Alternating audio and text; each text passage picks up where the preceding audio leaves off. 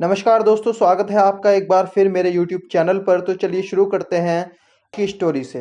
मैं बात करने जा रहा हूं अफगानिस्तान और पाकिस्तान के बीच में जो लड़ाई चल रही है, लगातार सीज फायर का उल्लंघन हो रहा है, वो किस लिए हो रहा है? आखिर अफगानिस्तान में जो बैठा है तालिबान, वो पाकिस्तान में लगातार हमले क्यों करता है? और अफगानिस्तान ही इस तरह की मजाक क्यों बना रहा है पाकिस्तान की? क्योंकि अभी कुछ ही दिन पहले पाकिस्तान की सरकार पर तंज कसते हुए अफगानिस्तान के लोगों ने 1971 में जो भारत ने पाकिस्तान को युद्ध हराया था, उसके ऊपर जो वो फोटो था जिसमें उन्होंने पीस एग्रीमेंट साइन किया था, जिसमें 93,000 पाकिस्तानी सैनिकों ने सरेंडर किया था भारत के सामने, वो वाला फोटो उन्होंने शेयर किया है और उस पर मजाक बनाई है पाकिस्तान की। तो आखिर इन दोनों के बीच में किस लिए लड़ाई हो रही है?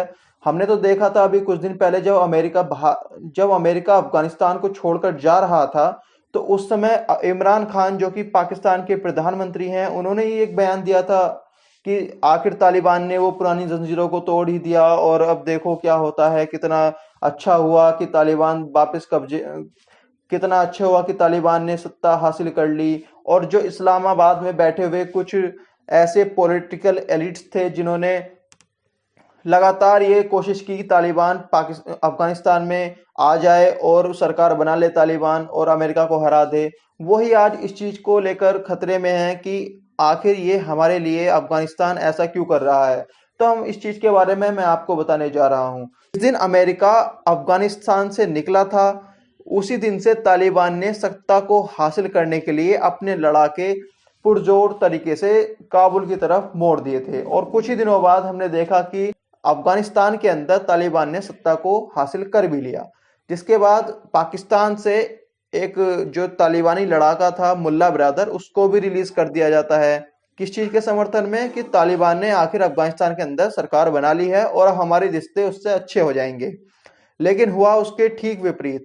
अफगानिस्तान के अंदर जैसे ही तालिबान ने अपनी सरकार बनाई, उसके कुछ ही समय बाद अफगानिस्तान के अंदर जो टीटीपी यानी कि पाकिस्तान का एक आतंकी संगठन, जो कि पाकिस्तान में अभी कुछ दिन पहले उसने सॉवरेनिटी मानने तक मना कर दिया था, पाकिस्तान की सरकार को ही मानने से मना कर दिया था, और पाकिस्तान के अंदर खुद उन्होंने अपनी सरकार बनाने का भी दावा कर दिया है। और खुद टीटीपी ने अपना होम मिनिस्टर, अपना एक्सटर्नल अफेयर मिनिस्टर, अपना इकोनॉमिक मिनिस्टर, सारे मिनिस्ट्री अपनी बना डाली और पाकिस्तानी सरकार को बिल्कुल दरकिनार कर दिया, उसी के लड़ाकों को छोड़ दिया। मतलब उधर तो पाकिस्तान ने जो तालिबान का नेता था उसको छोड़ा, और इधर अफगानिस्तान ने जो पाकिस्तान के खिलाफ षड्यंत्र रच रही है संगठन, उसके लड़ाकों को छोड़ दिया। तो वहीं से शुरुआत हो गई थी। तालिबान ने अपने मंसूबों को वहीं से दिखाना शुरू कर दिया था कि आखिर वे किस लाइन पर जा रहे हैं।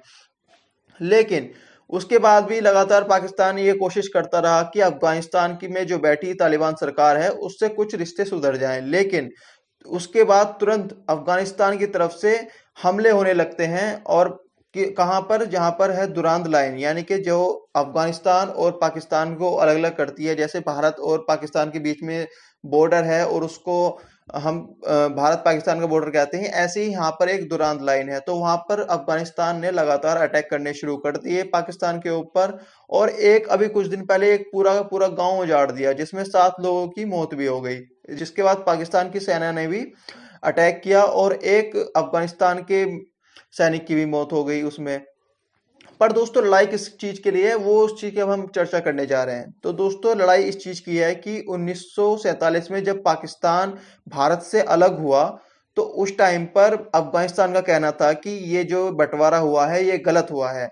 ये जो बलूचिस्तान है और खैबर पख्तूनवा है, ये अफगानिस्तान के हिस्से हैं और इनमें पश्तून्स रहते हैं, क्योंकि अफगानिस्तान के अंदर ही पश्तून रहते हैं, और इन एरिया में जो पाकिस्तान के ये एरिया हैं उनके अंदर भी पश्तून रहते हैं। तो अफगानिस्तान का ये कहना था कि ट्रेडिशनली अभी जो है, जो पाकिस्तान के ये दो हिस्से हैं वो ट्रेडिशनल रूप से अफगानिस्तान से मिले हुए हैं, तो अफगानिस्तान को ये हिस्से मिलने चाहिए थे। उसी को लेकर लगातार लड़ाई होती जा रही है। पहले तो पाकिस्तान ने 1970 के आसपास में अफगानिस्तान को हरा दिया था एक बार। उसके बाद भी बहुत सारे छोटी मोटी लड़ाइयाँ होती रही, लेकिन उसमें भी पाकिस्तान ने अफगानिस्तान पर जीत हासिल की। लेकिन उसके बाद में आ जाता है यूएसएसआर अफगानिस्तान के अंदर, जिसमें उसने तालिबान को मारना पीटना शुरू कर दिया। लेकिन तालिबान ने फिर यूएसएसआर पर हमला करते हुए अब यूएसएसआर को बाहर कर दिया, यानी कि जो सोवियत यूनियन था उसको बाहर कर दिया। फिर आता है यूएसए, अब यूएसए को भी बाहर कर दिया। तो अब सीधा सीधा देखा जाए तो तालिबान की लड़ाई अब पाकिस्तान से रह गई है। अब इसी लाइन को लेकर ये जो दो एरिया हैं पाकिस्तान के, खैबर पख्तूनवा और बलूचिस्तान, इन दोनों एरियाओं को लेकर ही लड़ाई चल रही है। अब इसका आखिर अब ये जो लड़ाई चल रही है इसमें जीतने की किसकी संभावना है उसके बारे में बात कर लेते हैं। तो दोस्तों, अगर वैसे देखा जाए तो अभी भी पाकिस्तान का पलड़ा भारी है अफगानिस्तान पर, क्योंकि उसने अफगानिस्तान की जो फोर्सेस थी उनको हरा रखा है। लेकिन जैसा कुछ दिन पहले देखने को मिला है कि पहले तो यूएसएसआर को, यानी कि सोवियत यूनियन को तालिबान ने हराया, फिर यूएसए को तालिबान ने हराया, तो और फिर यूएसए के जो हथियार थे, जो सैनिक अपने साथ लेकर आए थे यूएसए के तालिबान से लड़ने के लिए अफगानिस्तान के अंदर, वो यूएसए छोड़कर जा चुका है। तो एक तरीके से देखा जाए तो अभी अफगानिस्तान के लड़ाके गरम गरम हैं और उनको लड़ने का एक्सपीरियंस है और उनके पास हथियार भी अच्छे हैं पाकिस्तान से। तो अभी जो बेनिफिट है वो तो अफगानिस्तान के तालिबानी जो लड़ाके हैं उनके पास ही है। पर युद्ध में हम किसी की एक तरफ की तो बातें नहीं कर सकते, क्योंकि जैसा यूक्रेन और रशिया के बीच में हो रहा है, रशिया वैसे अपने आप में बड़ी शक्ति है, लेकिन यूक्रेन ने भी बहुत अच्छा मोर्चा संभाल रखा है और अभी हार नहीं रहा है किसी भी कीमत पे। और रशियन जो है वो अपनी पोस्टों को छोड़ छोड़ के भाग रहे हैं जो उन्होंने कब्जा रखी थी। तो ऐसे अगर देखा जाए तो एक तरफ से तो किसी को भी ये बताना मुश्किल है युद्ध में कि आखिर जीतेगा कौन।